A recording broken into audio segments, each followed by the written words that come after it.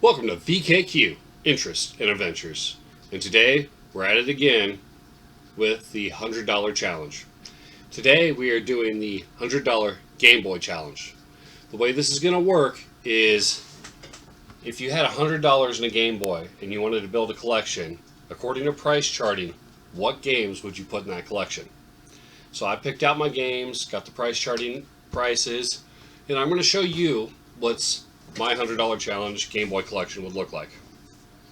Alright, the very first game I am choosing to put in this collection is the one I spent the most time playing on the Game Boy in the backseat of a 1989 Ford Escort growing up.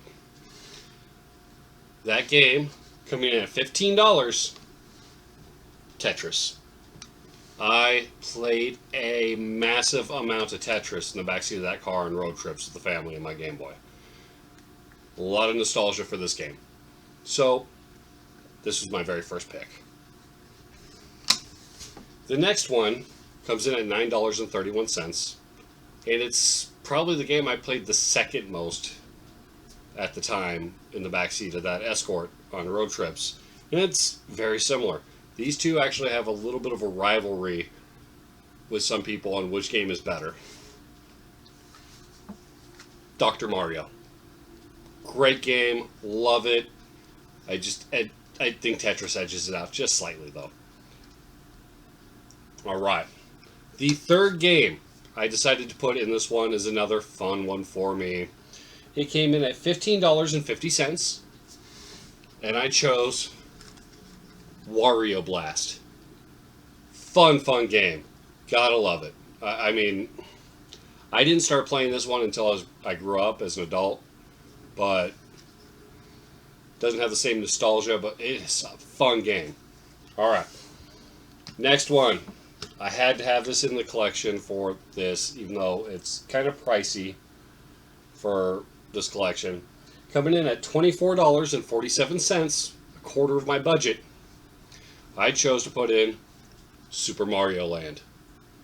Now, check out the price I got this for way back when.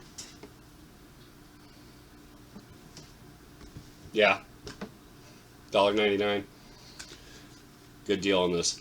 Super Mario Land, fun platformer. I love this game, and I had to have this in the collection. Alright, so these next ones, I had to pick and choose, and just one of them was kind of filler, but I wanted a game of this type. So anyway, the next one on my list, $5.55. I had to have some Pac-Man. You cannot go wrong with having Pac-Man in any of your collections. So I chose some Pac-Man.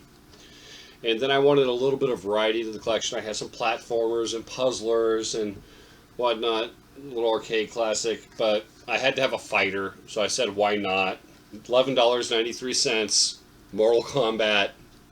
It's not the greatest version of Mortal Kombat, but it still plays. I still have fun with it. Mortal Kombat went in here.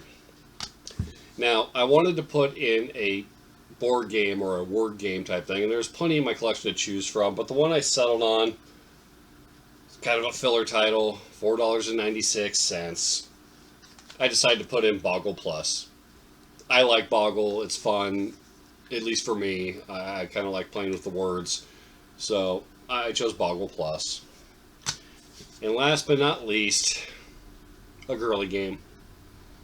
Why not? It's a good game though. $10.64. I chose The Little Mermaid. I haven't played this all the way through to beat it yet, but from when I did play it to test it out when I got this, it was fun. I mean,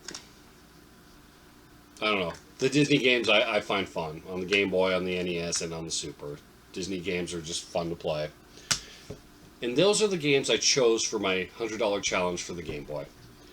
Total cost coming out to $96.86. And with a few extra dollars, I needed to buy some fuel so I can get cramped hands and play my Game Boys. Because now that I dug these out and did all this stuff, now I gotta play these games. So I bought me 2 energy drinks for $2. So my now new total is $98.86. I hope you enjoyed this video. Comment down below which of these games would you have added in your collection. And if there are any games that I didn't have in this collection that you think have to be must-have Game Boy collection games. Hope you enjoyed. Please like, share, and subscribe.